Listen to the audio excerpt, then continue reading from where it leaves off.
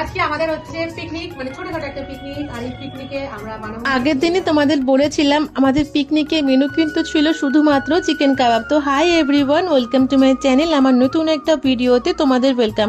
তো চলো আজ তোমাদের সাথে রেসিপিটা শেয়ার করব।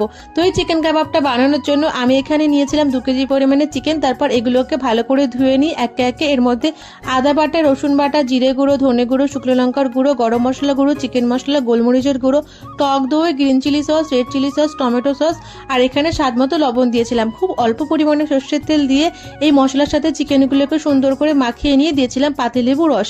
এরপরে আমি এখানে কেটে রেখেছিলাম ক্যাপসিকাম আর পেঁয়াজ। ওই সবজিগুলো মশলার মধ্যে দিয়ে আরও একবার এগুলোকে মাখিয়ে নিয়ে দিয়ে দিচ্ছি কিন্তু ফ্রেশ ক্রিম। ফ্রেশ ক্রিম দিলে কিন্তু চিকেন কাবাবের টেস্ট ভীষণ টেস্টি হয়। তারপরে এগুলোকে একে একে এমন করে রেডি করে নিলে বাড়িতে কিন্তু ভীষণ টেস্টি চিকেন কাবাব তৈরি হয়ে যাবে। আর তোমরা কারা কারা আমার মতো চিকেন কাবাব খেতে ভালোবাসো অবশ্যই কিন্তু কমেন্ট করে জানিও। বা